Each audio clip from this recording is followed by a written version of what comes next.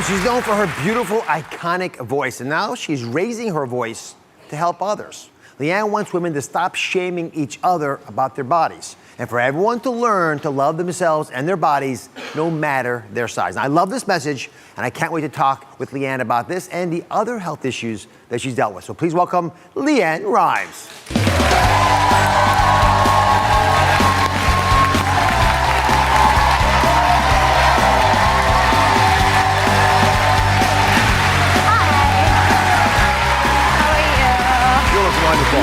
Thank you so much. Thank you for being here. Thank you. Yes. I love having you here. Thank you. This is so exciting. This is so fun. My mom is going to be so happy. Your mom? Yes, she texts me constantly. Dr. Oz says, and then whatever it is after that, that I should be doing or shouldn't be doing. So my mom will be very happy about this. Maybe she'll text you that you're on the show today. I think she probably will. Hey, Lee, by the way, do you know you're on the show? What's your mom's first name? Belinda. Belinda. Yes. All right, Belinda, listen very carefully, Belinda. First of all, you raised a very fine young woman. Congratulations. And I promise to take good care of your daughter today.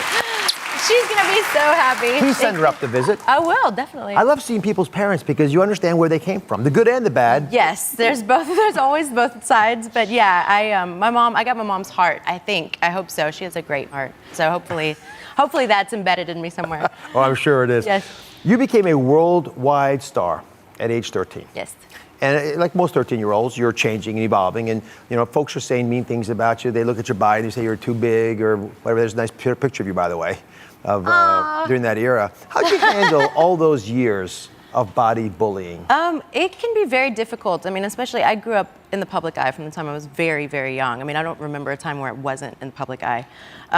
You know, I was too big when I was younger. I had baby fat, you know, and everybody like goes through that awkward stage. And then from there, I, you know, got healthy, and then there was always, I got too skinny, and then, I mean, there's always gonna be something. So it's been a really big lesson for me on how to center in myself and not having to listen to so many opinions. And it really has, it's gotten so bad. It's gotten so bad these days. We're really, with social media and everything, we're breeding like it's a breeding ground of hatred. And it's very sad, and I've had to deal with it, and it's hit me personally. It's been very hard at times, but I'm in a good place now. I've gone through all of this with it, that's for sure. Well, let's talk about a little bit of this. So yeah. there were some pictures of you where you're really skinny. You're in bikinis, people making comments that you're too skinny at that point. Were you ever too skinny? You know what, Look at this image. This is Yes, I was very fit, actually. I would work out a lot. I love working out.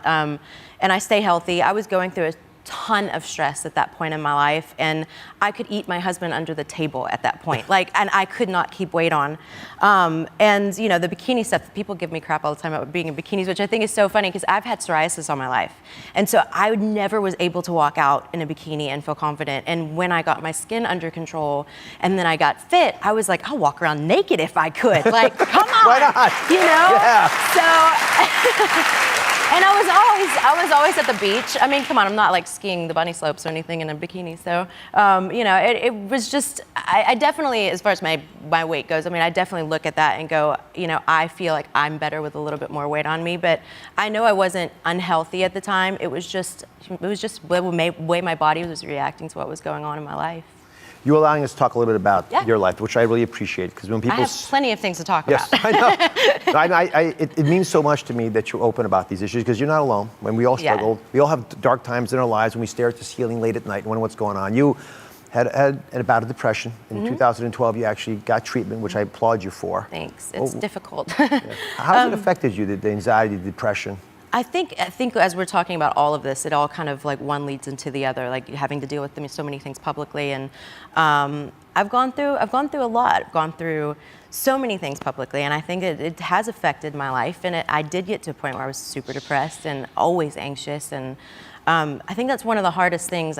People really downplay depression and anxiety in our society, and it makes it even harder for people to ask for help. So how did it feel when you're in the dark moments?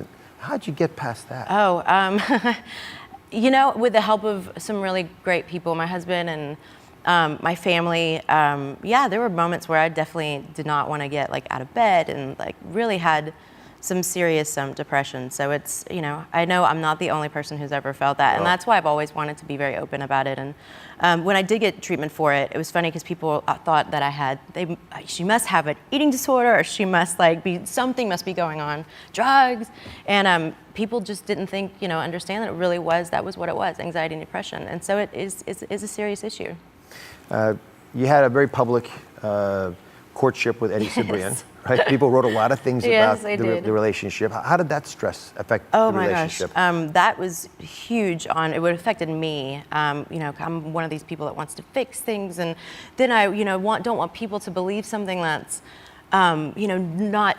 There are all these lies about me because it's not who I am, and you had to, I went through all of that cycle of things, and then I started to learn how to let go and realize, that's so not me. There's LeAnn Rimes, the human being, and this whole other story that's playing out, around you. And it made our relationship super strong. I mean, we've fought a lot to be together, and so we have this bond that's unlike most. And so we've been through a lot together, and have supported each other through a lot. But walk me through how you handle the anxiety.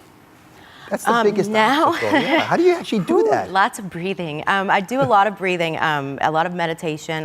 It's just hard for me because my mind's always going, and I think that's one of the issues is to steady yourself and still yourself, in stillness.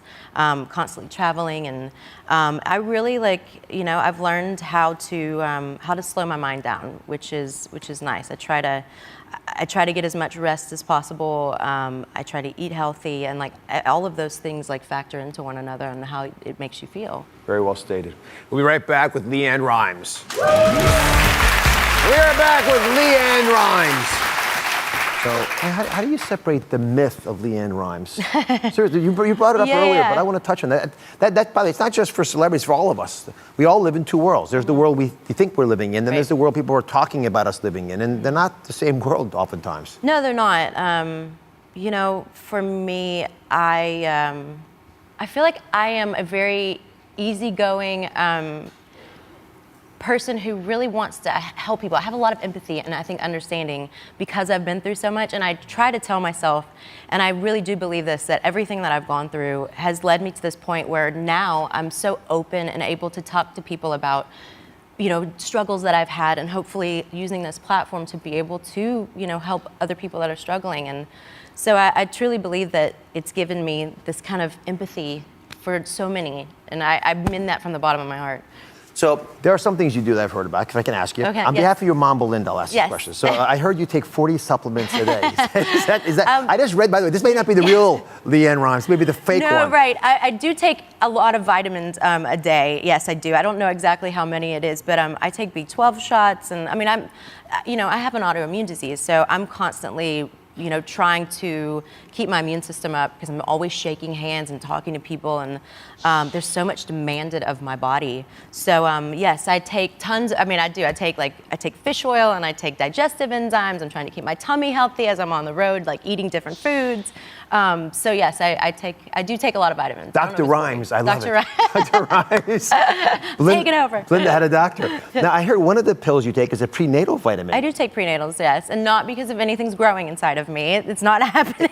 Is there a hope that something might grow inside of you? Maybe one day. I have two wonderful stepsons that I adore, and so much going on that we have talked about it, cute. but not yet. They're adorable, but not happening just yet. But I take it just because for me, I was folic acid deficient at one point, so that's always helped me kind of keep that going. 5 years of marriage. Mm-hmm. Give us a secret. How do you keep the relationship strong, especially with all that turmoil coming at it? Communication is key, and I'm a big believer in therapy for myself, and Eddie and I both have done that, and it's great. It really keeps everything kind of open and continuing to move through things, and there's things that you discover that you didn't even know were there that need to be, moved through. And we're a blended family. I walked into two boys that were 2 and 6 at the time, and it's a big shock to the system. And we've really had to work through a lot of stuff and really try to blend a family. And I think we've at this point in our lives are feeling super comfortable about that and connected, and really settled into that, which has been wonderful. I mean, it's a great feeling to know, and I know anybody who's in a blended family out there, to feel that connection and is difficult. And so we've really worked on that through the years. So you're going to stick around. When we come back, everybody, a big problem that LeAnn deals with that a lot of you do too as well. Stay here. For many years, music superstar LeAnn Rimes had a health secret that took both a physical and emotional toll on her. She mentioned it earlier, psoriasis. Now, it's a condition that affects 7.5 million people in the U.S. at least. It's a chronic skin condition in which these new cells are made before the old ones fall off the surface. So you get, like a lot of skin conditions, a redness, but in particular psoriasis, that's a picture of it, has a silver whitish cover on the top. And it is an autoimmune problem. It's not just because you got some bacteria growing there. So what was it like physically living with that? How old were you when it started? I was 2, actually. Yeah. I had a round of strep throat, and it started coming out of my scalp, and they thought I had eczema for a little while, and I did. I had little bits of that too, but my psoriasis, by the time I was 6, like covered my whole body and everything but my hands, feet, and face. So it was intense. I did so many different treatments. They wrapped me in like coal tar and saran wrap, and I'd sit for 6.5 hours a day. Like a mummy. It was horrible for 2.5 weeks, and that would only like make my skin clear up maybe for a couple months. And I tried all these other different kinds of drugs that would affect my liver and my kidneys, and I mean it's been crazy. Like the mental and physical pain. I mean, it would crack and bleed and hurt, and I would have to be on stage singing, and I would put on 3 pair of pantyhose just to like cover these huge lesions that were on my legs. So yeah, I went out of my way to really, to hide it for so long. So, the interesting thing about psoriasis is emotional stress makes it worse. Right, it does, it's just this cycle of, you're stressing out about having psoriasis, and then it's horrible. But I think through the years, I think I've always dealt with anxiety in some way. And I think that maybe what brought on my psoriasis even as a baby. I think being healthy and getting that under control along with treatment, the right treatment What is the right treatment? What works for you? I've been on a biologic drug actually for about 11 years, and it's kept my skin clear, mostly clear, for about 11 years, and which is amazing. And with every drug I've ever tried, it worked for a little while and it would stop working. And I've always been so fearful, that this is gonna come back if this drug is gonna stop working. But I think also now I am healthier. I was from the South, so we ate like fried food and like butter, and it was good too. Gravy's a beverage. Yeah, exactly. But now I'm eating a lot healthier, and my stress level is still there. Trust me, I'm always stressed, but I've learned how to manage it, and so yeah, I think that's helped a lot too, along with the medicine. Well, while you've gotten ahead of this, a lot of folks have not. Yes, they still that is struggle. true. And I want to share a story of someone that I've just got to meet recently, Melissa. I'm Melissa. I'm 24 years old, and I've been living with severe psoriasis for 23 years. Psoriasis is an incredibly painful disease that has impacted so much more than my skin.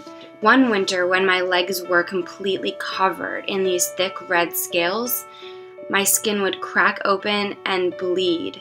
And on top of that, I grew up being constantly bullied for having this.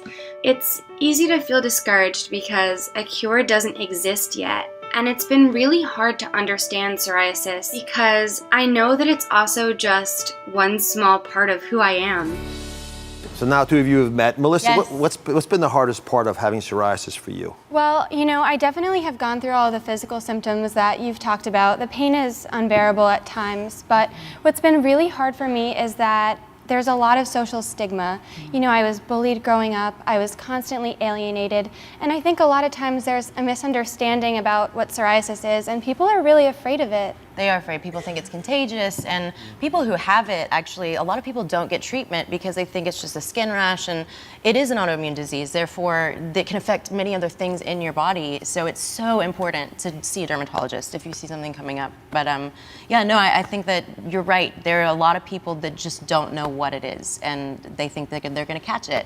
And like you, I was bullied as a child and called the scaly girl and all these other things. So How'd you get past the bullying? Oh my gosh. I think that's it caused some anxiety too, obviously. I guess my success kind of was like the greatest thing ever for me, you know, because you're inside of me, like I said, I wanted to just hide and to be able to like go out and be successful and still, you know, in spite of, you just keep fighting. I mean, I think I was just a fighter. I think that's important. And Melissa, what I love about the story overall is obviously dealing with how you feel about it makes a difference, but there are treatments now that most Americans aren't going after. And it's worth pushing and pushing and pushing. The doctor's taking care of you because you'll find a way around this. Yes. You'll be happy give up. also. Thank you. Thank you for watching. Don't forget to subscribe and turn on notifications so you never miss out on new videos to live the good life.